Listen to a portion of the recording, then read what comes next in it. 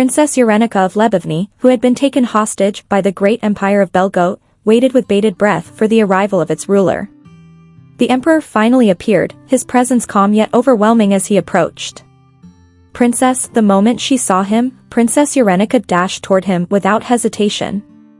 Stopping in front of him, her eyes sparkled with excitement as she said, "I've been waiting for you," and then, without thinking, the words slipped out of her mouth. "Villain's dad." The emperor stared at her for a moment before asking, "What did you just call me?" Regret instantly flooded her face. "Oops, why did I say that? Stupid mouth. Stupid mouth." Noticing that he did not seem angry, she awkwardly chuckled and quickly corrected herself. "I mean, Your Majesty, would you marry me?" The emperor froze in disbelief. "Princess." Sniffling slightly but still filled with hope, she answered firmly, "Yes." He replied at once, "I did not abduct you to marry you." "I know that," she said without hesitation. "Then why did you ask?" "Why?" She glanced at him, cheeks flushing pink before boldly confessing, "I'm totally in love with you, Your Majesty. From the moment I first saw you." Before she could continue, he interrupted coldly. "No, I don't love you, Princess. And more importantly, you know I am engaged." Laughing it off, she said, "But you said she wasn't your fiancé." He answered calmly, "Well, that's true. I suppose it's more accurate to say she is a future candidate to become my fiancé." "See? I already know that. Who do you think you're fooling?" Yerenica thought to herself before asking carefully, "Yes, I suppose there's no knowing what the future brings. However, do you love Lady Elodia, Your Majesty?" After a brief pause, he admitted honestly, "I can't really say that I do." "Then why won't you give me a chance?" she pressed. He looked down at her and asked, "Is there a reason that I should?" "Because I like you," she replied immediately. I don't know if that's true." His answer struck her like lightning. "I said I like you. I even said I love you. What other reason do you need?" She screamed internally before trying again. "If you marry me, you'll gain far more than if you married Lady Elodia." "For example?" he asked. Lifting her chin proudly, she explained, "I hold the title to the western region of Lebovny, the breadbasket of our country. I'm sure you know its reputation as land blessed by the goddess." "Belgote also possesses plenty of fertile land," he countered calmly. Undeterred, she continued, "And as the much-beloved youngest princess, my father will provide an enormous dowry, enough that you won't be able to refuse." He raised a brow. Is a princess of Lebovny actually concerned about the imperial treasury of Belgote? Gritting her teeth, she delivered her strongest card. "If you marry me, my father will immediately open Gluckman Road." He barely reacted. "I have a feeling he intends to open that road soon regardless of whether I marry you." Defeat washed over her. "This is exactly when I hate how small my country is," she thought bitterly. "If only he knew why I was doing this, he would accept my proposal immediately. I'm trying to save you here. If you marry Lady Elodia, a terrible villain will be born. That woman will raise your son down the path of dark magic.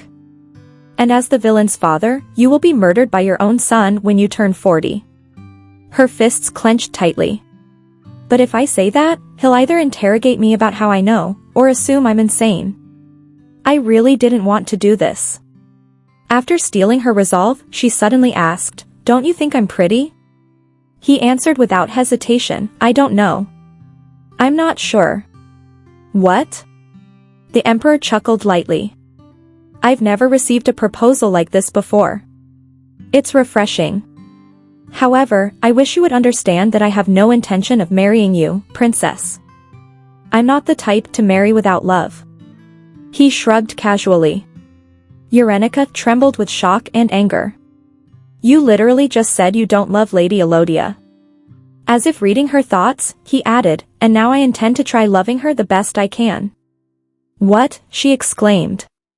"I will return you to Lebovny as soon as your father opens access to Gluckman Road. Good day." With that, Emperor Erudian turned and walked away without looking back. Left alone, Yerenica stood frozen, her entire body shaking with frustration. Put up as many walls as you want, I won't give up that easily. There was a reason she was desperately trying to make the Emperor marry her. She had been transported into the world of a web novel she once read, 20 years before the original story even began. She was determined to prevent the birth of the novel's villain and stop the tragedy destined to destroy everyone involved. At the same time, she was trying to save herself from the fate awaiting her own character, death within 5 years, because her body could not withstand magic. The only person capable of saving her was Emperor Rudian. Yet he had rejected her without a second thought. And so, her desperate attempt to save both of them from becoming tragic supporting characters began, with the villain's father turning her down without the slightest hesitation. Princess Yerenica of Lebovny looked at her sister with curiosity as she gently asked, "What are you going to name her, Teresa?" "Duke Laven already has a name in mind, I bet." "What did he say?" Teresa paused for a moment, thinking carefully before answering, "Big." Hearing that, Yerenica nearly coughed in surprise before blurting out, "Bridget." Then she quickly smiled. "That's a pretty name." Blushing softly, Teresa asked shyly, "Doesn't it sound like a good name?" "Totally. It's cute," Yerenica replied. Bridget. That single name confirmed everything. She had been reborn inside the world of the web novel she used to read in her previous life. Bridget wants to be happy. And right now, Teresa was carrying the future protagonist of that very story. "I first woke up in this body about 8 months ago," she recalled quietly. When she first opened her eyes, she had been shocked by the reflection staring back at her. Skin as white as snow, fluffy light pink hair like sweet cotton candy, and clear pale blue eyes. She had been unbelievably beautiful. Standing in front of the mirror at that time, she had whispered in disbelief, "Is this really me?" But as soon as the words left her mouth, another realization struck her. Was I just speaking in a strange language? While she stood there confused, the door suddenly burst open as Teresa rushed inside. "Yerenica, are you okay?" Yerenica had been momentarily blinded by her sister's beauty. The maids hurried behind her, asking anxiously, "Your Highness, did something happen?" "Your Highness." The words shocked her. She still had no idea who she was supposed to be. Teresa grabbed her shoulders in worry. "I heard you scream. You scared me. Are you sick or something?" "Come on, Yenny.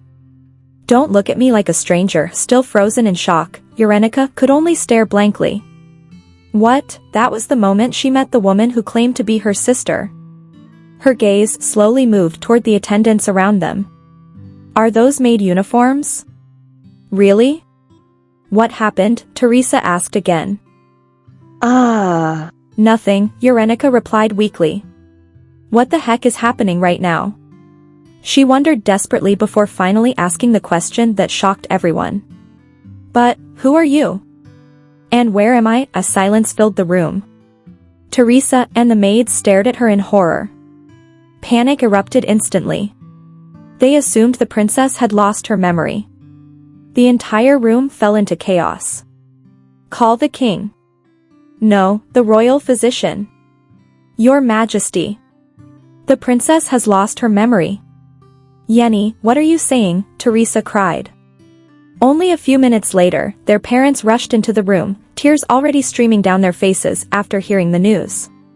Her mother hurried toward her and asked desperately, Oh dear Yenny, do you not remember your own mother? Their concern felt strange to her. What are we going to do with that girl? Do you want to take care of her? As you know, I have a family of my own to take care of. Memories from her past life surfaced faintly. Some people suddenly appeared claiming to be my parents, but I never really had anyone I could call family. Confusion swallowed her whole. What is this place? Where the heck did I end up? Then the memory came rushing back. I thought I died in that accident. She had been sitting beside the window on a bus, peacefully reading a web novel. Then suddenly, the bus lurched violently. A deafening crash followed. And everything went dark. When I opened my eyes, I was here. She sighed inwardly. I should have been grateful just to be alive. And not only alive, but a princess. And a pretty one at that. Yet something felt wrong. A strange sense of déjà vu. This place should have been completely unfamiliar. But somehow, everything felt known. As she sank deeper into thought, a guard suddenly entered the room and bowed respectfully. "Princess, I am Fernando Cardona, your personal guard," she blinked. "Huh? What did you say your name was?"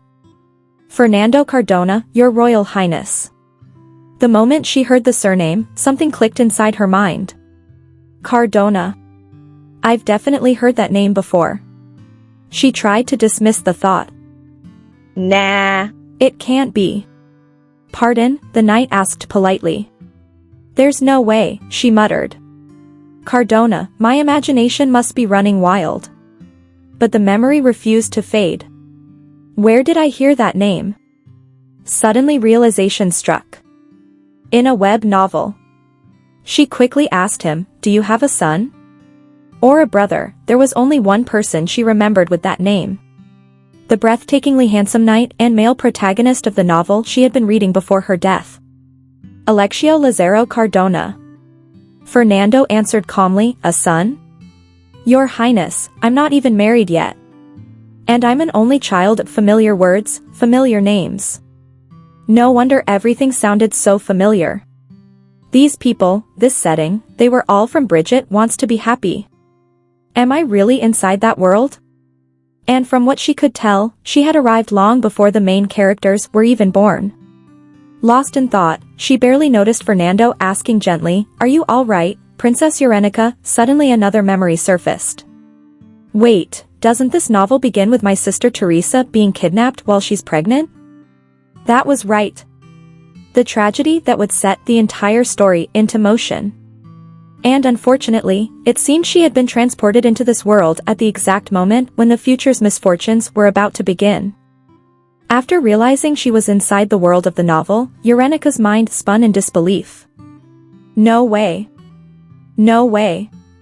This is nonsense. Seriously, this is insane. None of this makes any sense at all. How the heck did I end up in another person's body? Strangely though, she felt like all the pieces were finally coming together. On the continent of Rajer sat a large neighboring country that could easily crush their small nation, the powerhouse of the East, Belcourt. In the story, it was the great king of Belcourt who kidnaps her older sister, Teresa. He invades Livigny, abducts her, and holds her against her will. Yerenica shuddered as she thought about it, absolutely despicable, yet if one read the novel, he was actually a character you felt bad for, because he meets an unfortunate end when he is tragically killed. She sobbed when remembering. That's why I bawled my eyes out when his character died. She wondered why the author would take him away like that. Come on, writer. But even though she felt sorry for him, she was still scared. Was she scared because he was the ruler of a powerful nation? Or was she scared because this fictional character was suddenly real? Either way, Teresa's kidnapping was the opening act of the original story. It was also the beginning of the disastrous events that befell the generation of the main character's parents. It was a passionate yet strange love story about a princess and her guard, Bridget Wants to Be Happy. The web novel Yerenica now lived and had three main characters: the female protagonist, Bridget, daughter of Princess Teresa of Livigny, the male protagonist, Bridget's guard, Alexio, and finally, the villain, the tyrannical King Decal de Belcourt.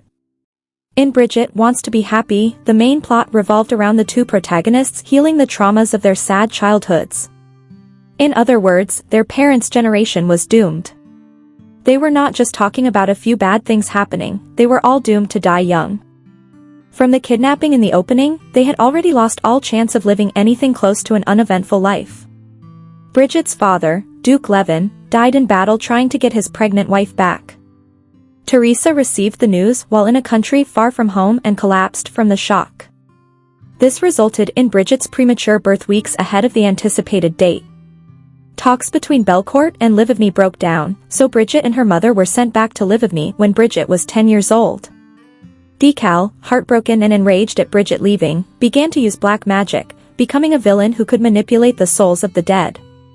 A year after Bridget left, When Decal turned 11, he killed his own father, King Eurydion of Belcourt, using him as a sacrifice in a magic ritual, all because he wanted to become king so he could take over Livigny and regain Bridget. Yerenica felt so bad for King Eurydion, but no, he was still scary. Meanwhile, Teresa returned to her home country, but died from a plague 2 years later.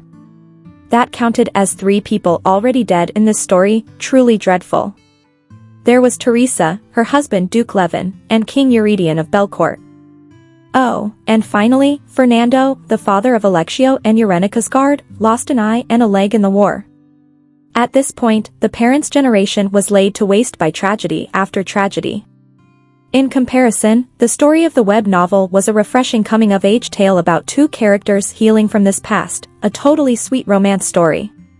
If Yerenica were still reading the web novel, she could dismiss all this as some sad backstory. But shockingly enough, it was now her reality.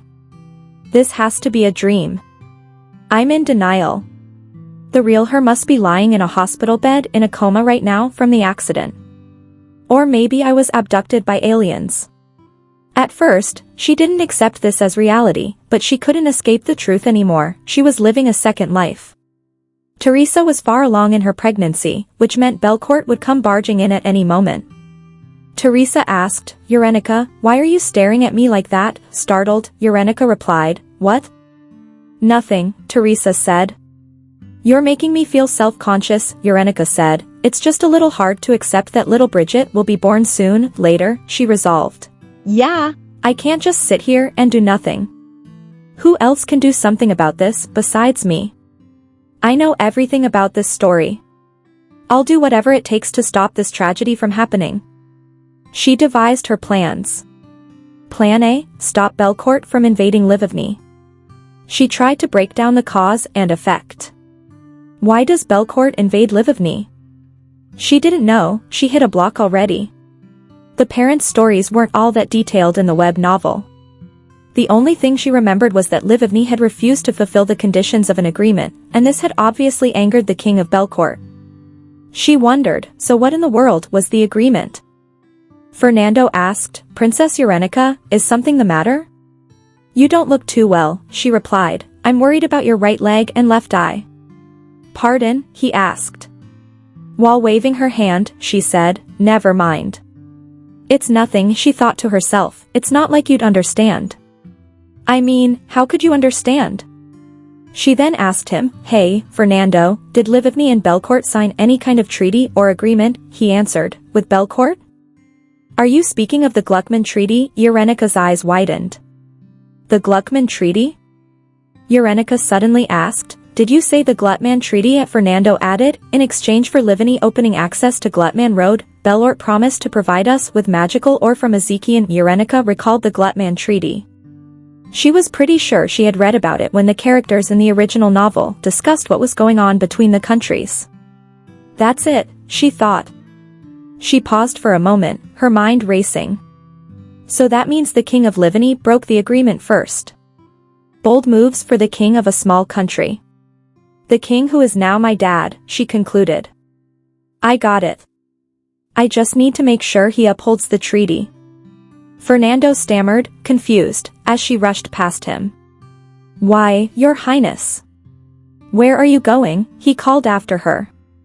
Yerenica thought determinedly as she moved forward. Sorry, Thierry. I think I have no choice but to become the hidden hero who saves this kingdom.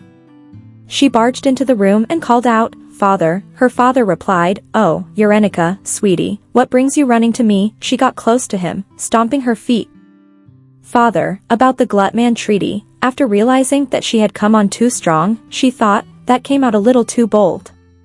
She knew her father's weakness was her sweet charm, so she switched tactics and turned on the cute factor. She called softly, Father?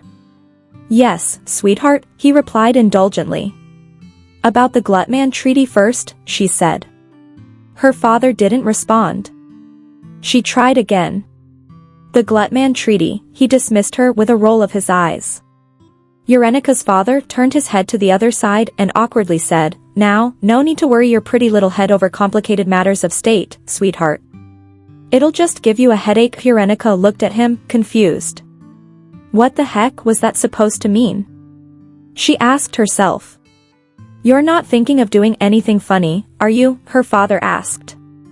What do you mean, anything funny, Yerenica? She shuddered as a chill ran down her spine. And no, she screamed, leaving him shocked. 3 hours later, she confronted her father again. I couldn't believe it. So, you're telling me you closed off Glutman Road for 2 years? Her father averted his eyes, clearing his throat. Belort doesn't produce magical ore. But they need it to protect their borders and their capital city. Therefore, trade with rich Ezekian is necessary. That's why Belort did everything to secure rights to use Glutman Road. It's the quickest way to Ezekian. But with the recent discovery of a large amount of magical ore, an Ezekian trade exploded, and I became greedy, he continued. Oh, if I play my cards right, I can easily make a lot of money. Let's change the conditions of the treaty. The cost for allowing access to Glutman Road isn't just a set amount of magical ore, but 10% of the entire amount traded. Yerenica scolded him in her mind. You're a total bully. For the past 50 years, Livani had received 100 magic ores per payment. Now father is basically demanding 1,000 with no prior agreement. Realizing all of this, she asked, aren't you afraid of Belort retaliating? He waved it off, unconcerned. No matter how much of a powerhouse Belort is, we're all part of the Reborn Treaty. There's no way they'll attack us. Yerenica realized that her father was the reason why Belort, the peacekeeper of this continent, had lost patience. She was at her wit's end. She asked again, are you really not going to reopen Glutman Road? Why should I, sweetheart? He asked with a smile. She stormed away, frustrated beyond belief. Arch, is this guy for real? She thought. She had failed before she even had a chance to get started. Later, while walking in the garden, she felt defeated, thinking about everything. She was fuming. Teresa asked, concerned, Yerenica, is something wrong? You're sighing so much, she tried to brush it off. No, nothing's wrong, Teresa pressed again, if anything's bothering you, you have to tell me. It's nothing, Yerenica replied. I don't want to cause new concerns while she's pregnant, she thought. Teresa said, whatever happens, you can count on your big sister. I'll do anything to help you, Yerenica considered Teresa's words. You're an angel, she thought, grabbing her sister's hand. No, you count on me. I'll make sure nothing happens to you, Teresa. She continued, if Plan A fails, I'll have to resort to Plan B. Plan B, stop the King of Belort from abducting Teresa. While feeling determined, she thought, if I can't stop the invasion, I can at least keep her from being taken. But when exactly would Belort invade? She quickly made her way to Duke Levin's castle to meet his younger brother, Sergei Levin, her childhood friend. He asked, what in the world are you doing here? Why aren't you at the palace? She replied, did he have any idea of all the things going on in my mind? He said sarcastically, no, I doubt you have much going on in there, but Yerenica knew the only way to prepare for the future was to stay by Teresa's side and protect her. A few days ago, she had tried to remember when Belort would invade. She couldn't. She resolved that she couldn't keep Teresa at the palace, she was a married woman. Sergei sighed. Not that you were ever really ladylike, but you've been acting out of control the past few months, he shook his head. Who'd believe that I was a princess? She giggled, if you don't shut up, I'll make you. The people around them didn't notice anything off. Yerenica and the previous Yerenica shared similar personalities. She wondered, why couldn't I have become some random nameless background character? She thought, if I knew this would happen, I would have paid more attention to the background story. As she faced Sergei, she said, Sarah promised me that when the time comes, you have to come save me. He raised an eyebrow. Why would I have to come save you? She giggled, a time will come when you'll have to. Knowing what the future held, she recalled the first scene of the novel. Yerenica, we have to go. Let's go, sir. What about Teresa? She concluded. All I have to do is make sure Teresa hides somewhere. Of course, I have to hide someplace safe too. But in case things go wrong, looking at him, she said, I'm counting on you, Sergei. He rolled his eyes. There you go, saying strange things again, but there was one thing she had forgotten. The king of Belort would abduct a princess. And Teresa wasn't the only princess of Livany. Back at the palace, her mother asked, "What did the royal physician say?" Teresa replied, "He said, there's nothing to worry about." While assured, her mother said, "Oh, that's good to hear." As they were talking, Yerenica felt nervous and anxious. A strange feeling crept over her. Something felt off. She wondered, what's this bad feeling that suddenly came over me? Maybe she was just being sensitive from being on guard the past few days. But the nervousness only grew. She tried to shake it off, but it wouldn't leave. Her heart started racing. "I'm nervous, but something's making me really nervous about today." Her heart wouldn't slow down. As she was busy thinking about her worries, her father said to Teresa, "Make sure you look at and listen to good things for the baby," Teresa said with a smile. Of course. Yerenica jumped to her feet. "I've got to do something." She grasped Teresa's arm and said, "Teresa, let's go back."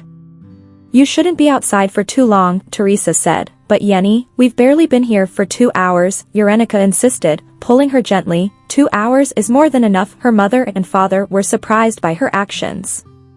He asked, "What's wrong?" Yerenica responded, "Teresa gets tired easily if she's out and about too long. I'll get you home." "Let's go." Hearing that, her mother said, "Oh dear, I thought you were all right." Teresa, while leaving, Yerenica waved and said, "You should all stay in the palace today." "Promise," her father said as she hurried away. "Get home safe." As they were leaving, suddenly they heard a voice. "Find her." Yerenica wondered, what's going on? As they heard the marching of soldiers, a guard shouted, "We're under attack." Yerenica was still wondering, no, is it the Belcourt army? I should look into becoming a fortune teller. Her heart pounded even harder. Teresa asked, her voice shaking, "Yenny, what is this?" And Yerenica pulled her along. "There's no time this way." Teresa called, "Yenny," but Yerenica wasn't listening. She was in a hurry to hide. Teresa said, "Yenny, Yerenica, please." "Mother and father are, they'll be fine." Yerenica interrupted her. Indeed, in the story, absolutely nothing happens to them. King Eurydion takes Teresa and leaves. They reach the hidden passage just in time. Yerenica peeked around the corner before explaining quickly. "Teresa," she pointed to the floor, "go in here." She thought, this is the secret passage that Bridget discovers as a kid. Showing her the way, she said, "See that small knob sticking out of the floor? When the soldiers come in here, quickly press that. Then you'll slide all the way down to the basement." As she went inside, Teresa called Yerenica. Yerenica told her, "Stay in there and don't come out." "Okay," Teresa said, while tears dropped down her face. "At least explain what's going on. What is this all about?" Yerenica thought, there's no way the both of us can fit in there. I'll just have to go find the second secret passage. As she closed the secret passage, she said, "Just worry about Bridget right now." Teresa called one last time, "Yerenica," she shoved her in. After that, she thought, I need to hurry before the soldiers rush in. Peeking through a small gap, she sighed in relief. There, now Teresa is safe. "I'll see you later," she whispered as she turned to leave. Tears were falling from Teresa's face. The sound of swords clashing echoed through the hall. "Oh no. They're already in here. Holy crap, this is totally serious." She was hiding from the soldiers behind the pillars. She needed to go to the east wing of the palace as she wanted to get to the second secret passage. She wondered, should I even go there or should I just wait here for Sergei? She hesitated, torn between running to the east wing to reach the second secret passage and waiting for Sergei to find her. She remembered, what could Sergei possibly do to save me? He doesn't know where I am. Late in the game, she realized that breaking from the original plot meant she couldn't trust things to work out like it did in the web novel. As she was sobbing, she resolved, "Yeah, it's not that far. I should just make a run for it." Wiping her tears, she gathered her courage. "All right, no one's looking." She cautiously moved forward, thinking the coast was clear. "I don't think anyone's looking now." While she was hopping from pillar to pillar, someone was looking at her. Suddenly, she froze, realizing that the person was looking at her. His gaze was sharp. She stopped and tried to cover her breath with her hand and wondered, what? How long was he looking? The person went towards her and she trembled as he got closer. She sat down while trembling behind the pillar as her heart raced. She prayed that he would just walk by. Sergey, now would be a good time for you to come save me. If you show up, I'll give you 100 kisses. Please show up. The person got closer, and both of them looked at each other. Standing before her was a man with shiny silver hair and red eyes glinting with amusement. The person said, looking at her, pink hair and light blue eyes.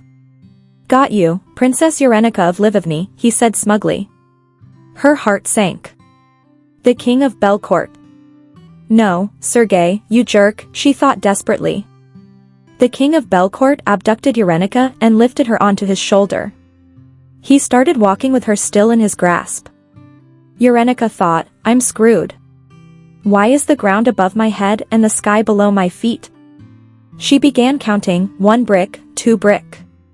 When the soldiers saw the king taking her, they shouted from behind, Princess Yerenica, unhand the princess, you brute. The soldiers rushed toward them and attacked. The king of Belcourt kicked one soldier while the others were confronted by his men. TSK, such a nuisance, he muttered. Yerenica's stomach was hurting. I said I wanted to stop Teresa's abduction, not take her place, she thought. Suddenly, Sergey came running, calling her name. Seeing him, she shouted, Sergey. What took you so long, you big jerk? Eurydion was fighting the soldiers while carrying Yerenica. Yerenica sniffled and said, excuse me, Mr. Belcourt, sir. Hey, could you put me down please? Eurydion asked, you want me to let you go? I'm not even asking for that, she shouted, tears falling from her face. I just want to be put down. I'll walk on my own 2 feet. Or could you at least hold me right side up? It really hurts. It hurts. Your armor hurts. He put her down, but she found herself on a horse. She was shocked. She hit her head on the horse's neck. What's happening? Put me down. I'm scared, she thought. Eurydion hushed the horse. Hush, hush, he rode beside Yerenica and said, keep your back straight and lean against me. Yerenica did as he instructed and asked, oh, like this? Yes, like that, he replied, then ordered, Army of Belcourt, we ride. The horse lifted its legs and started galloping. We'll pass through the magic circle. Don't fall behind, he commanded. Yerenica wondered, a magic circle? She saw the circle glowing brightly. My eyes, Eurydion covered her eyes with his hand and ordered, don't stop. Keep going. We won't stop until we're on Belcourt soil. After a while, Yerenica lost consciousness. She opened her eyes later while Eurydion was talking with a mage. He said, I had no idea her body wouldn't take to magic this strongly. Eurydion asked, so, you're saying you can't wake her up? Yerenica thought, it's all so noisy. She opened her eyes and the first thing she saw was Eurydion. He said, you're awake. She thought, wah, a hot guy. A hot guy talked to me. That's nice. Eurydion called her princess and asked the mage, is something terribly wrong with her? The mage replied, allow me to examine her, your majesty. He sat close to her and said, your highness, if you'll pardon me. He activated a magic circle on his hand. Yerenica felt nauseous. He extended his hand toward her and said, one moment, your highness. She thought, what's this? Did I get motion sickness and a headache? As he touched her head, she felt a surge of pain. It feels like my head's going to explode. It hurts. It's torture, she thought. She was in pain, reaching out desperately to someone for help. Please, someone, anyone, help me. As she touched someone's foot, the pain disappeared. What? The pain disappeared. A foot? It was Eurydion's foot. He looked worried for her. He asked, Princess, are you all right? She replied while sobbing. I'm all right, she shouted. Wah, what the heck, she recalled. I was on full alert the past few days to protect Teresa, only to end up kidnapped and slung around like a sack. And then I was on a galloping horse, and I've never even been on a horse. Then I was tormented by a pain I never felt before in my life. If I knew all of this would happen, she again shouted, no, I still would have done it all again. That's what makes it even sadder. Eurydion called her princess. She complained, you mean it's horrible? If you couldn't get my sister, why didn't you just go home? Why'd you have to take me? She thought, on top of that, of all the things to grab, why did I grab his foot? Eurydion then lifted her up, and she was surprised. Huh, she looked at his face and thought, so handsome? Tears were falling from her face. Eurydion asked, what are you so sad about? Then she realized that she was floating in the air, her feet not touching the ground. After that, Eurydion put her down, and she was sitting on a Belcourt flag. He wiped her tears and said, I did not know you were sensitive to magic. I'm sorry. Did it hurt a lot? She replied.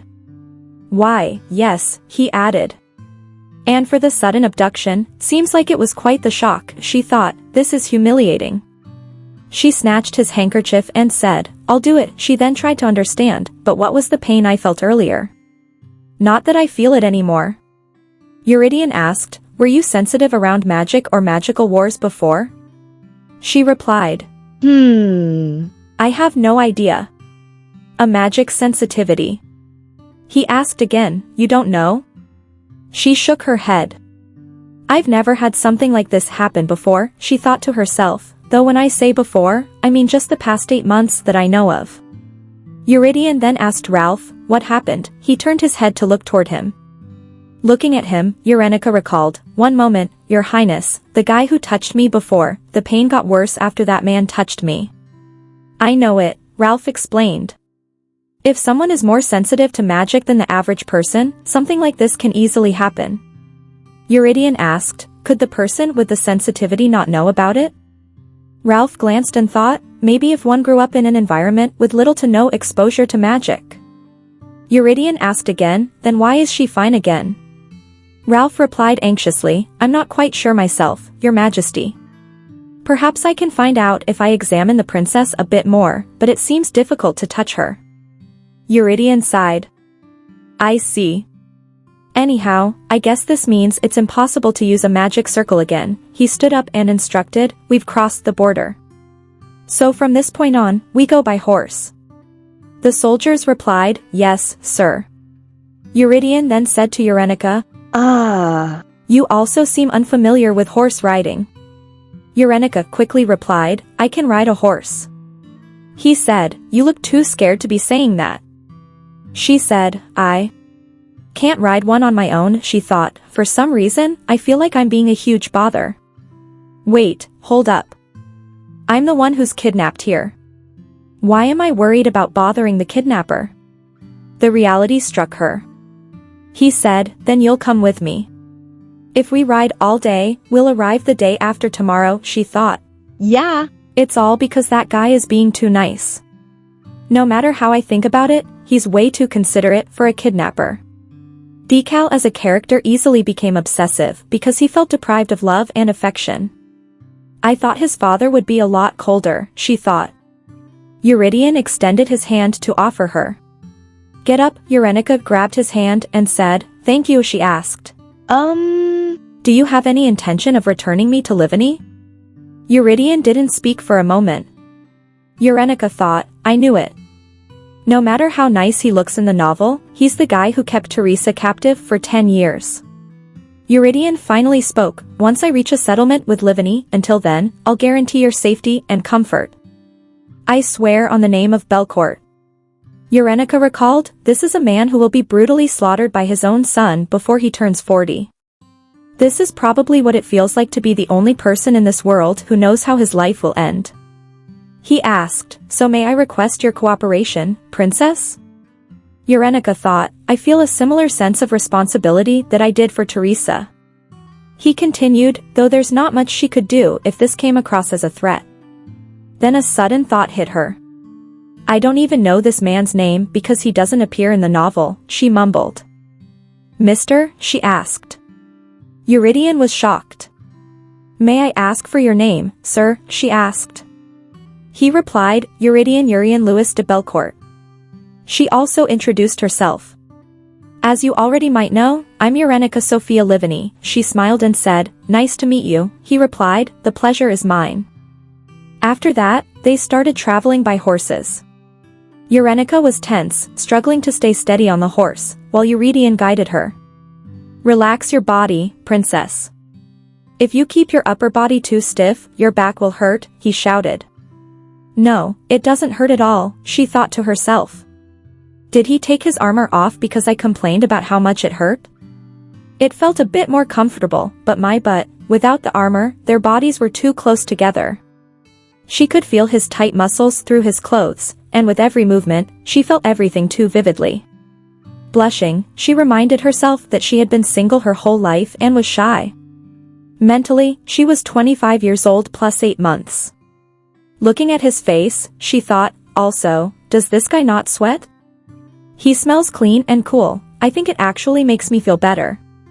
It's almost like I feel energized. She started taking heavy breaths and then realized, oh my god, I had no idea I was such a thirsty woman. She almost fell, but Eurydion caught her.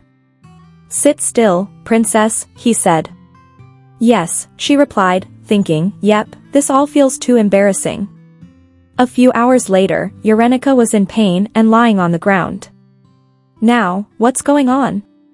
All I did was watch Ralph make a fire. I'm dying, she thought. As Eurydion picked her up, she reminded herself, now's not the time to be embarrassed about him touching me. As he pulled her close, she felt the pain subside. Eurydion embraced her and said, how strange. Isn't she a little too sensitive, Ralph? Yerenica was still trembling. Ralph replied, all I did was start a fire, Yerenica recalled, this is already the 3rd time I had this strange reaction. First, when we went through the magic circle once, second, when they tried to use healing magic on me, and just now, all Ralph did was use magic to start a fire for the camp. Ralph said, it seems that the princess is a person unadapted to magic, Eurydion asked while patting her. Unadapted to magic? Ralph explained, yes, it's very rare, but sometimes there are humans unable to physically or mentally handle magic, Yerenica thought, no, there's a more basic reason. She recalled Ralph saying, maybe if one grew up in an environment with little to no exposure to magic. She realized that being someone who had not been exposed to magic in this world could also mean she was not truly a person of this world. I may be wearing Yerenica's body, but I'm still USU Sue, she reflected. Eurydion instructed, refrain from using magic for now, Ralph. It seems she can't handle even the smallest of magic spells, so be careful, her mind raced. What I don't understand most is why it hurts enough that I feel like I'm going to die, and then the pain disappears as soon as this man touches me. Eurydion lifted her close to his face and asked, are you sure nothing like this ever happened before in Livivny, princess? She thought, for the past 8 months, this is the first time I've even seen a mage since arriving in this world. Compared to Belgoat, Livivny was a weak country. Magical wars only occurred to protect the borders. Magic users were mostly foreigners, as there were no royal mages. The Tower of Magic had none. Meanwhile, Belgoat imported tons of magic users and systematically developed them. Black magic was widely used in secret, and the Tower of Magic had one. My body rejects magic, and that's the kind of kingdom I'm being taken to. No joke, but I might actually just drop dead, she thought. Could you just knock me out instead? Yerenica asked. What? He replied. Just whap a real quick one in the back of the head. You should be able to quickly make it to the palace while I'm out, she said. So, you want me to hit you? He asked. At least that pain is momentary. It'd be nice to open my eyes and be in a bed, she replied. I reject your request, he said firmly. He put her down and added, I won't allow the mistreatment of another kingdom's royalty. She asked, why do you have to be such a considerate kidnapper? Then she pointed and said, that guy over there has an arm that's sliced open. And look at that guy's leg. You can't even light a fire without magic. That means we can't eat and you can't heal them either. I cannot continue to detain you any longer. If you feel bad about raising your hand to me, you could just go through a magic circle like before. I'll probably pass out from that, he asked. What if I do that and something terrible happens to you? She glanced at his face and replied, if something goes wrong, you could just hug me like you did just now. She giggled softly and thought, I am absolutely not saying this because I have feelings for him. Absolutely not. Eurydion sighed. That wouldn't be hard to do. But once again, I refuse your request. We can always manually build a fire. And you are an unarmed woman who cannot even hold a sword. You are definitely terrible at hiding yourself. Those men are seasoned troops of Belgoat. You cannot compare yourself to them, Yerenica admitted. That's true, but he added, I asked for your cooperation, not your sacrifice. Did I not guarantee your safety and comfort? Unless you want to make the master of Belgoat a liar, it's best you quit this conversation. But just in case, stay close to me. The borders of Belgoat are protected by magical aura. Yerenica felt touched and almost cried. She resolved herself and thought, no, I cannot allow it. I can't let a man like this die at a young age because his son uses him as a test subject for black magic, DeKalb's father. I'm going to save him, she said. Eurydion asked, why do you keep saying so-and-so's father? Yerenica replied, you can count on me. While sitting near the campfire, Yerenica thought the air in Belgoat was heavier than in Livigny. It was so imbued with magic that she felt like she could hardly breathe. Yet, just being next to Eurydion made it easier to breathe. This man definitely has some kind of miracle cure coursing through his body, she thought.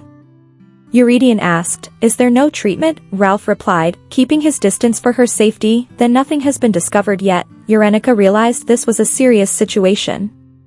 Ralph explained, the established theory is that those maladjusted to magic usually don't survive past the 5th year of their life. I'm not exactly sure how Princess Yerenica survived this long. Shocked, she shouted, huh? Did you say the 5th year, 5 years? Ralph confirmed, yes, that is usually the case. It doesn't matter if they lived somewhere with as little magical influence as possible. Magic isn't something that only flows in the earth. Magic is one of the 2 powerful forces that make up this world. It's in the very ground we walk on and the air we breathe. It's obvious that it would be difficult for someone maladjusted to magic to survive here. Don't give me a death sentence with such a calm look on your face, she thought. Ralph replied, I'm simply stating that you're an exception, Your Highness. You made it totally fine into adulthood, Yerenica reflected. That's because the real Yerenica was fine until now. Since I've been here for almost 9 months, that means the time I have left until my 5th year here is, she blurted out, for 4 years and 3 months. Eurydion heard and asked, Princess? She quickly stood up in shock, thinking, I'm terminally ill. She exclaimed, this is crazy. Eurydion grabbed her hand and pulled her down. Wait, calm down, Princess, he said. Continue, Ralph, he added. Perhaps the blood of the gods that flows through you helps neutralize the effects of magic. If I may carefully offer my conjecture, Ralph cleared his throat, divinity and magic, I can see that, Eurydion said. Yerenica thought while remembering the novel, oh, right. This is a world where gods exist. The divinity of the Belgoat royal family was extensively discussed in DeKalb's side story. Belgoat is the seat of the Holy Empire because the royal family descended from Loris, the god of peace and prosperity. He's literally the descendant of a god. Basically like the Jesus of this world. Ralph continued, with your divine lineage, the princess can be assured she will be safe in your presence even without calling upon your divinity. There is an energy that surrounds you. Princess Yerenica is probably reacting to that energy. Yerenica thought, oh, so the king's divinity can help save me and my useless body. Ralph then shouted, Princess Yerenica, have you been blessed by the god Loris? Surprised, Yerenica replied, blessed by Loris? I didn't know that. Eurydion asked, have you been baptized? She hesitated. Baptized, she recalled, oh, as soon as Teresa knew she was pregnant with Bridget, she received a blessing. Since royalty tends to receive Loris' blessing even before they're born, I'm sure Yerenica was too. She murmured, I probably did. Eurydion was surprised. Probably? I did, she thought. Remembering the rules of this world, she thought, he's probably not going to ask for my baptismal name since that's a little rude. In this world, you do not tell anyone your baptismal name unless they are your parents or spouse. It's considered insulting to the holy name given to you by God. That's why in the original novel, Alexio tells Bridget his baptismal name when he confesses his feelings for her. She quickly dismissed that thought. Eurydion said, if you were baptized, then it's a possibility since Livivny is one of the kingdoms where Loris is the patron god. Ralph laughed and added, yes, and maybe the princess was able to survive until now because of God's blessing upon her, Yerenica thought. Ralph did nothing wrong. If anyone's at fault, it's me for being an interloper in this world. She said aloud, then I'm relieved to hear that since the capital is on holy ground, she reflected, I'm a person from another world, so I have no immunity to magic, making me maladjusted to it. But luckily, Yerenica's body was blessed by Loris. As long as I stay near someone with strong divine energy, I should be all right. Her plan B was to stop the king of Belgoat from kidnapping Teresa. The plan was almost a success, but she ended up being kidnapped instead. On top of that, she discovered her sensitivity to magic. She sighed and thought, my survival is most important, so now's not the time to worry about someone else. She glanced at Eurydion and reflected, but I can't believe that the supporting character who dies a tragic death in the original novel is now the person who will save me. As Eurydion looked toward her, she mumbled, I guess, Plan C, ship the side characters together. It's a win-win. This left only one conclusion, life definitely requires a Plan C. She devised a Plan C at that moment, until I find a way to exist normally in this body, I need to stay right next to Eurydion.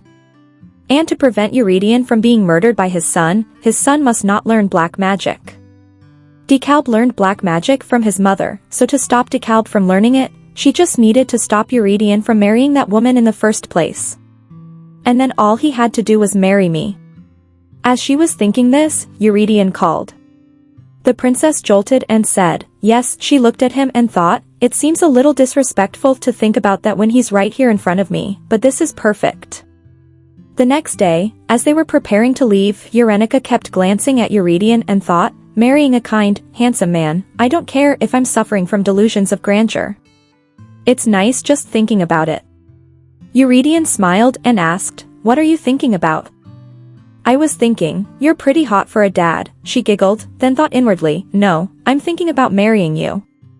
Eurydion said nothing, clearly surprised by her words. Yerenica looked at him and thought, why is he staring at me like I'm some strange creature? Memories flashed before her eyes like a slideshow. She remembered, sure, he saw me in some unseemly moments, but I don't think I was that much of a pest. Then she recalled all the embarrassing moments and muttered to herself, no, stop thinking about it. She felt defeated and despairing. Looking at her, Eurydion said, you're quite extraordinary. Yerenica interpreted it as extraordinary. Does that mean he thinks I'm very strange? Thunder rumbled in her mind. This is so humiliating. That's it, there's no way he'll marry me now. This might be a matter of life and death for me, but why would the king of Belgoat marry a princess from a tiny kingdom? Eurydion called, Princess Yerenica, come here. She walked to him formally. He lifted her up and placed her on the horse. Sitting down, she thought, I'm slowly getting used to this sort of thing.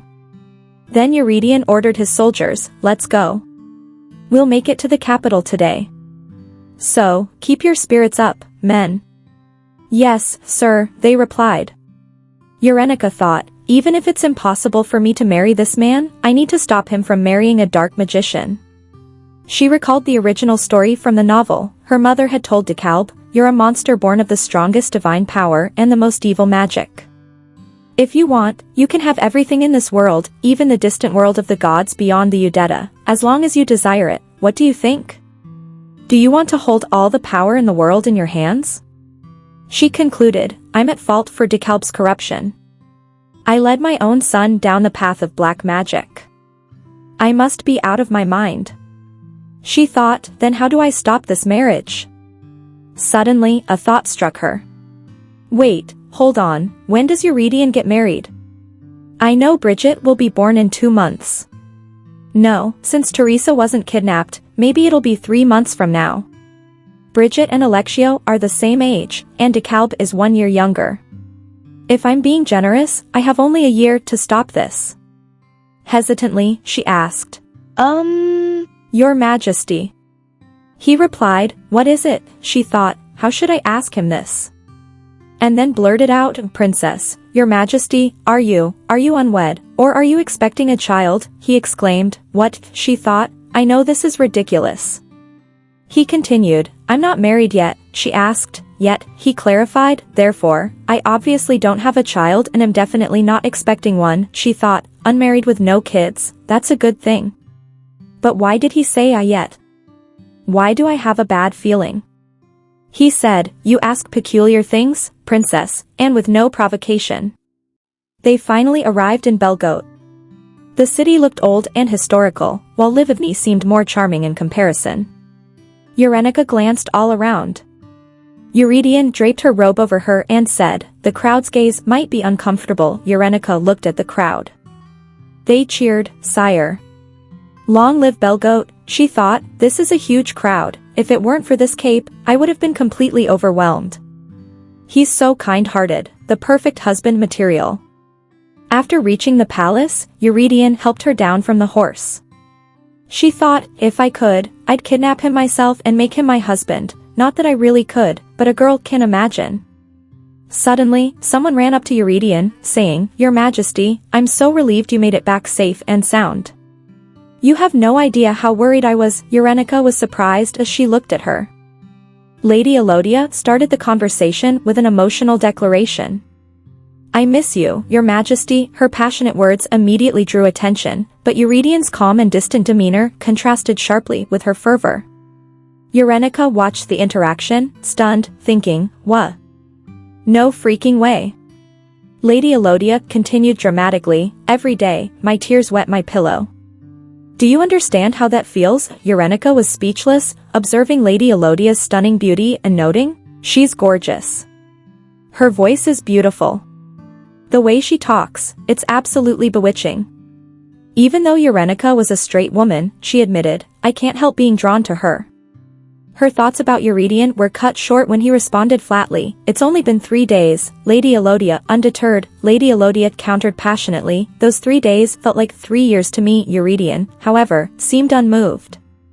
Yerenica thought, what's with that look on his face?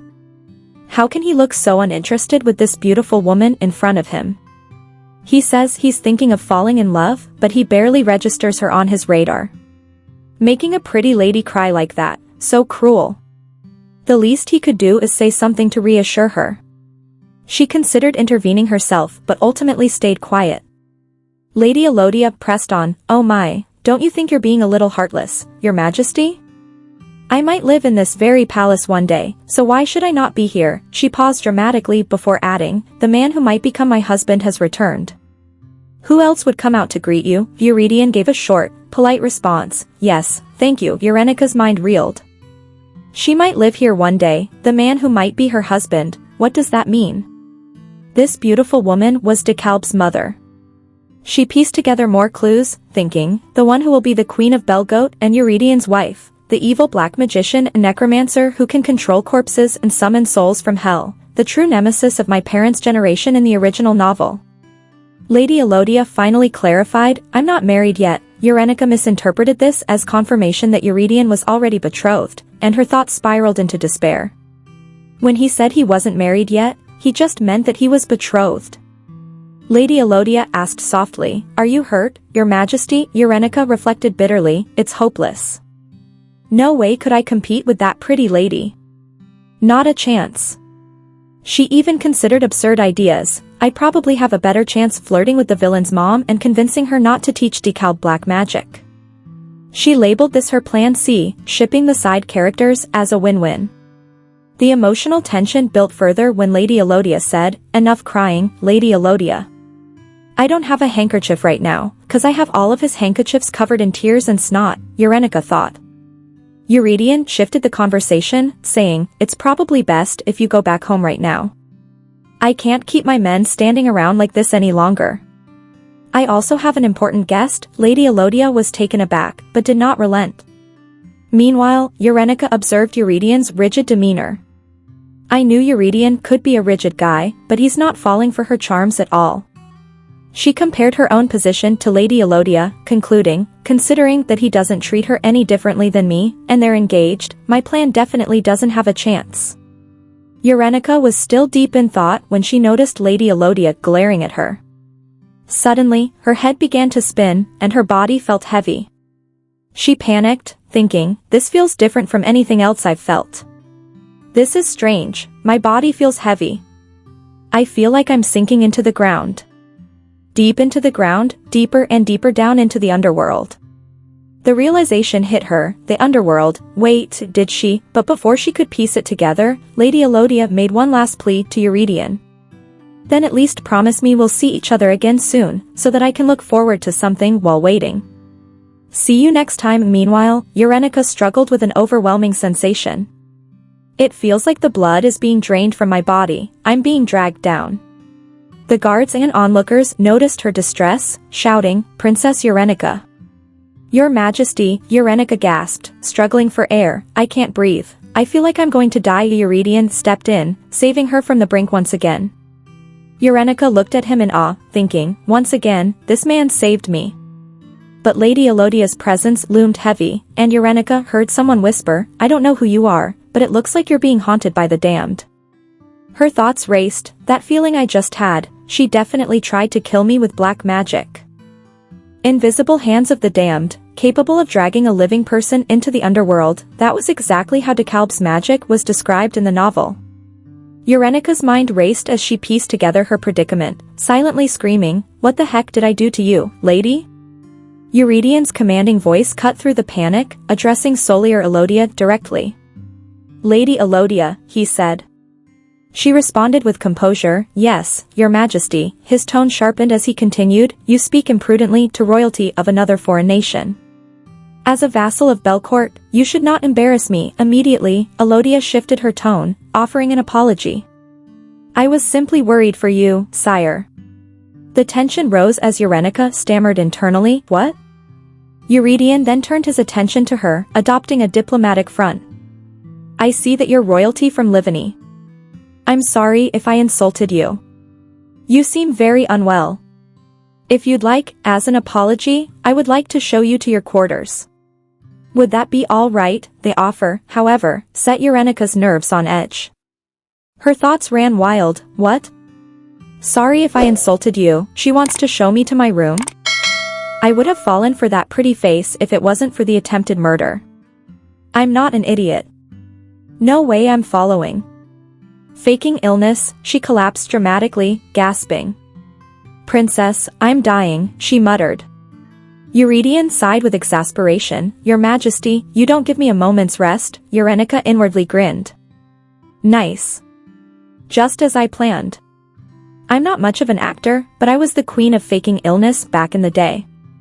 Eurydion dismissed his knights with a simple command. Men, good work. You may go rest now, they bowed and replied in unison, yes, Your Majesty. He then turned to Elodia, his voice firm. Lady Elodia, you should go home as well, she hesitated, her voice trembling slightly. Why, Your Majesty? Yerenica's thoughts burst with defiance, you tried to kill me. You villain. You betrayed enabler. You big mean. You think I'll let a man like this marry a woman like you? DeKalb's dad can marry any other woman in the world besides her. She glared at Elodia with all her might, mentally taunting, go ahead, keep glaring at me like that. What are you going to do? Eurydion observed her expressions with amusement, remarking, you know you're terrible at hiding things, Yerenica retorted, I don't think so. You read the encounters. I do, her internal monologue faltered. I know it's easy to read what I'm thinking on my face. Her memory flashed back to her old life, where her boss would constantly chastise her for her transparent expressions. She cringed internally. What the? I can't believe I'm hearing the same critique from my real job in this fantasy world, so embarrassing. Eurydion continued, his tone light, the first time was for real, but the second time you probably faked it. Yerenica froze. Oh, her fear intensified as Celia's ominous presence loomed larger in her mind. She scares me, she whispered. I thought as a black magician she'd keep that hidden. There's a type of dark magic that snatches away souls that need to return to God and turns corpses into puppets. If you are caught practicing this, it's execution. No question. That is why black magic is secretly passed on from teacher to student, and then from that student to their student, and so on. Yerenica reeled as the pieces came together. Yet the fact that Celia openly holds the spot of second in command at the Tower of Magic, her thoughts trailed off. Oh, she must be very powerful. But she gives me a strange feeling. I think I messed with the wrong person. Eurydion addressed Yerenica, his voice calm but resolute. I'll speak with Elodia so that she doesn't use magic in your presence, Yerenica protested weakly. No, what I mean is, I felt cold, damp, invisible hands, Eurydion reassured her, but it might be best if you two avoid one another. Magic is like a second skin to her. She did a lot of work to help develop Belcourt's Tower of Magic. She wields a great deal of magical power. That's probably why you felt the way you did earlier, Yerenica's internal panic intensified. I'm screwed, I can't even try my luck here. She was struck by the futility of her situation, whispering internally, that woman you trust so much is a black magician who should be executed right now. I found out because I read it all in a book. It's not like I can tell him that. She glanced nervously at Elodia, thinking, besides, if I don't watch what I say, I feel like that scary lady would totally slaughter me. Euridion's commanding presence returned as he asserted, she will no longer freely enter the palace as she did today. Yerenica's heart fluttered unexpectedly. DeKalb's dad is so cool. Her composure faltered as she stammered, thank you, she caught herself, embarrassed. I almost fell for that handsome face. The scene shifted as Yerenica's attention was drawn to a palace in the distance. She marveled at its architecture, the onion-shaped white domes, the big windows, the ivory curtains, a little palace that reminded her of the royal palace in Livany. As realization dawned, she gasped, is this, let me down, please? Her thoughts flashed back to the original novel. There, Zia held her pregnant stomach as she looked up at the white onion-shaped castle in a daze. It was an exterior that reminded her of her home, and tears poured down her face. Did the King of Belcourt arrange this for her? She realized this was where Zia and Bridget lived in the original novel, Burelia Palace. Yerenica stood in awe, thinking, it looks exactly like how it's described in the novel. She was interrupted by a polite greeting. It's an honor to meet you, Princess Yerenica. Confused, she replied hesitantly, A maid with light brown hair approached her with a warm demeanor, pulling back the curtains gracefully. Yo, Grace, how are you feeling today? She asked, her tone gentle and precise. Yerenica observed her attentively, recalling the novel. This particular maid had looked after Teresa with the most care out of all the maids in Burelia Palace. Trying to mask her familiarity, Yerenica responded, I'm all right, but the memory of the novel lingered. Teresa and Bridget were closest to this maid, Marianne, during their time in Belcourt. This is my first time meeting her, yet I feel like I know her already. This feels strange. Walking through the palace, Yerenica noticed every detail, the grand staircase, the radiant sunlight streaming into the room. This was where Teresa and Bridget had lived, where Bridget's story began. The vivid sunsets described in the novel were all here. The world that had once existed as words on a page was now tangible. Standing in the room, Yerenica felt conflicted. Even though I confirmed a long time ago that this is the world of the novel I was reading, why do I suddenly feel this way? Is it because this is where Teresa spent 10 painful years? She steeled herself. No matter what, I did the right thing. It's a good thing I stopped Teresa from being dragged far from home while pregnant. Her thoughts were interrupted by Eurydion. Is the castle to your liking, princess? He asked, his tone formal yet gentle. Startled, she quickly replied, yes, it's nice here. Internally, she mused, did he want to provide a place that reminds me of my life? Eurydion seemed relieved by her answer. I'm curious about something, princess, he began. Why do you keep calling me father or dad? You've mentioned it several times now. His directness flustered her. She laughed nervously. Because you kind of remind me of my father, her thoughts betrayed her. That's a lie. but I can't tell him the real reason. When I read the novel and he died, I shouted, "Father," and cried so hard. Oh, DeKalb's dad, how could they kill you off like that? Eurydion narrowed his eyes, clearly unconvinced. You're not a very good liar, he remarked dryly. Yerenica protested weakly. It's true, but his piercing gaze didn't waver. You're only good at being insistent, he added. Embarrassed, she tried to redirect the conversation. I won't do that anymore. I'll be careful. I promise. Eurydion nodded, his tone softening. Good. It is disconcerting after all. Rest well, and if you need anything, call a maid immediately. As he turned to leave, his parting words carried weight. You're an important guest of Belort. If there's anything you want, don't hesitate to ask. As long as she remained there, Yerenica watched him go, her thoughts swirling. This guy, the way he naturally oozes consideration makes my heart flutter. She recalled how he had spoken harshly to Soy earlier. Maybe he's not always so kind. Maybe he's the type to cut someone off immediately if they cross a line.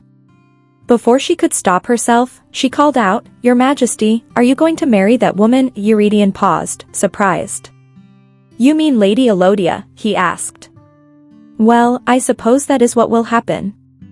She's not lacking in qualities befitting a queen. Yerenica felt frustration rise. What does that even mean? It's not a matter of lacking qualities. She's not fit for the position at all. She's a powerful mage who uses outlawed black magic, and she tried to kill me. And more importantly, she'll encourage your son to kill you, but I don't have evidence to prove any of this. She clenched her fists. I must make him trust me more than Soy. I have to do whatever I can to protect him. Eurydion's final words echoed in her mind as he left. You're a princess of Livany. You should be more cautious. Determined, Yerenica resolved to act, her exhaustion giving way to a newfound resolve. She found herself in an unexpected lesson as Eurydion began to lecture her about being cautious. Be more cautious first, Eurydion advised firmly. In private places like your bed chambers, you should not allow just any person inside. Yerenica responded cheekily, but you followed me in here, sire. Ignoring her comment, Eurydion continued. Secondly, if anyone follows you in, you should immediately order them to leave. Yerenica tilted her head in confusion. What do you, she began, but he cut her off, stating his third point. Thirdly, do not hold on to any man who willingly leaves. Yerenica was taken aback. Why did he have to specifically say man? Was he talking about this situation right now? Deciding to push her luck, she considered this a chance to test his boundaries. What if I have feelings for him? How far can I push this? She thought, resolving to use her charm to gain the upper hand over Soliae Elodia. Trying her best to be alluring, Yerenica boldly asked, What if I were to say, I have feelings for you, sire? Would I still have to be cautious? Eurydion's expression did not waver. He responded calmly, and fourthly, don't say words like that to just anyone, anywhere. That's not, she started, but he sighed, glancing at her antics. You really should not try to fool me, princess. Yerenica froze, but her thoughts raced. He thinks he notices things well, yet he has no idea how cunning the woman he trusts truly is. She quipped aloud, so, you don't see me as a woman? His expression hardened. Why are you not a woman, and that sort of thinking does not justify your reckless behavior, princess, he paused, then added with a sigh, you truly are unpredictable. I leave you to your rest. As Eurydion left, Yerenica slumped. Dang it, I failed. So, not just any old trick is going to work on seducing this man. Huh? Fine. Just you wait and see, she thought. In Eurydion's mind, he reflected on the curious princess. What in the world does that young princess of Livin wish to do? Such an interesting woman. Nothing about the cute way she looks says she's strong or determined. Yet, I can definitely sense that inside her. He recalled the reasoning behind his recent actions. I never intended to harm whomever I kidnapped. The attack was supposed to be a warning to live of me, nothing more. I thought stepping in myself would send a direct message. I even ordered my elite unit to cause minimal damage. Yet somehow, I feel like I've brought back something quite troublesome. His musings were interrupted as a subordinate reported, "We've removed anything that might have magic within a 200-yard radius of Burelia Palace." Eurydion nodded, but after a moment's thought, he ordered, "Make it 500 feet. The subordinate hesitated. "Sire, that will reach the royal garden." Eurydion remained firm. "That's all right. Go ahead and do it. I promise to guarantee her safety, and I wouldn't want to find her harmed by accident." Later, Eurydion observed Yerenica from afar, smiling faintly. "She's like a kitten who doesn't know anything about the world." Turning serious, he commanded Ferric, "Don't allow Soliae Elodia to enter the palace grounds for now. Let the staff know." Ferric was taken aback. "But your majesty, Lady Elodia may not take this kindly." Eurydion brushed off the concern. "Until now, I didn't concern myself with Lady Elodia. But with such an important guest to protect, I cannot allow her free rein. Her unchecked magic is a risk." The next day, Eurydion reflected on his decisions, only to slightly regret one of them as unexpected developments arose. Yerenica woke up and stretched groggily. "That's strange," she thought. "I must have been exhausted from my long journey. I slept almost the entire day." A maid entered and informed her, "Your Highness, you must have been very tired from traveling." Yerenica gasped, feeling her body. "My body does feel a little lighter after sleeping for so long, but I don't feel any more refreshed." Her thoughts swirled as she considered, "Wonder if I'll feel better once I wash up and eat. Also, it's strange that I slept almost 24 hours without waking once." I definitely felt like I was recovering when I was standing in front of Eurydion. With a shrug, she rationalized, "I guess I was just exhausted. I did sit on a galloping horse all day." As Yerenica accepted her situation, the maid continued, "Your Highness, I was given special instructions for looking after you." "Oh, and what might those be?" Yerenica asked. "You are sensitive to magic," the maid inquired. "Yes, quite a lot, actually," Yerenica admitted quickly, adding, "But I'm all right, so don't worry." She waved off the concern, determined not to let her weakness define her. After all, the treatment for being maladjusted to magic was the king himself. Despite her reassurances, the maid looked at her with pity. Yerenica muttered to herself, "That's the face of someone worried for a terminally ill princess who's putting on a brave face." She raised her voice to clarify, "No, that's not me. No need to feel that way." The maid then shared, "All the magical ores in Belort Palace have been removed, not just here, but also within 500 yards around the palace, so you can put your mind at ease." Yerenica considered this, trying to calculate the distance. How far is a 500-yard radius? She noticed the maid looking at her amusedly. "She probably thinks I don't know the palace layout at all, and she'd be right." The maid suggested, "Would you like to go out and walk the grounds? There are markers as you reach 500 feet, so it won't be difficult to spot." "Markers? What markers?" Yerenica wondered aloud. "I should decide whether to flirt with Eurydion or chase off Soliae. I'll be staying here for the time being, so I might as well get a lay of the land. Better to see for myself than ask a bunch of questions." As Yerenica began her exploration, she marveled at the scenery. The maid had been right, the markers were easy to spot. She muttered to herself as she noticed a garden in the distance. "It looks like a garden of sorts over there. Is that the palace garden?" The maid confirmed, "Beyond those markers is the royal garden by the main palace. The 500-yard radius goes to the main royal garden in the east, Kiarda Palace to the west, the drill hall to the south, and the northern gate of the palace grounds. That is what makes up the boundary. Within those boundaries, you are safe. But if you were to go beyond them,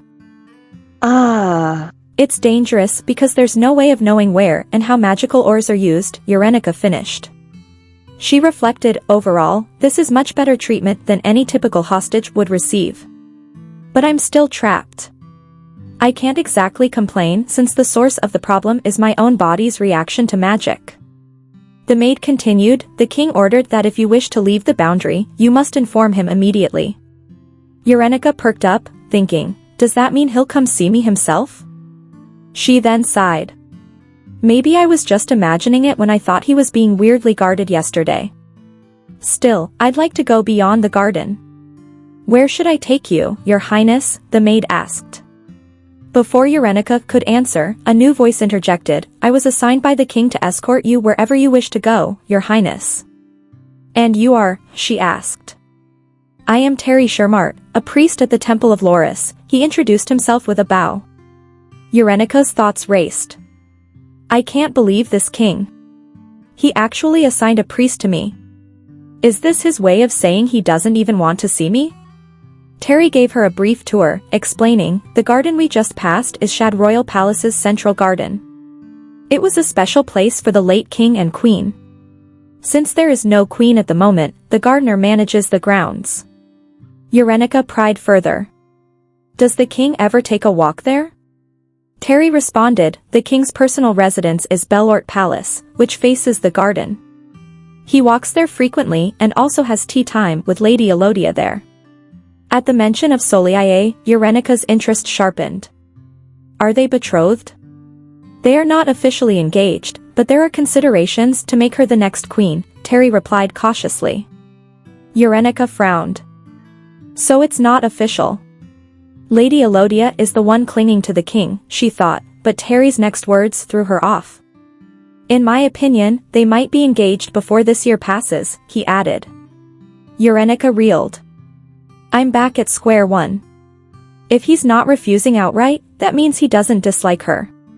Does the king have feelings for her? Terry clarified, it seems more like he doesn't particularly dislike the idea of the union.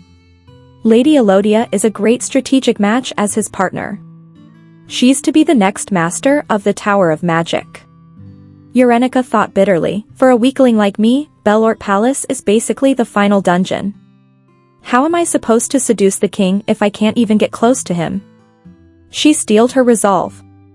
Then I'll wait until he comes out here. I have time, and I'll focus on the garden first. From that day forth, Yerenica made the central garden her base of operations. Thank you so much for watching. I hope this romantic journey made your heart flutter just like mine. If you enjoyed this recap, don't forget to like the video, subscribe to the channel, and turn on the bell so you never miss another love-filled episode.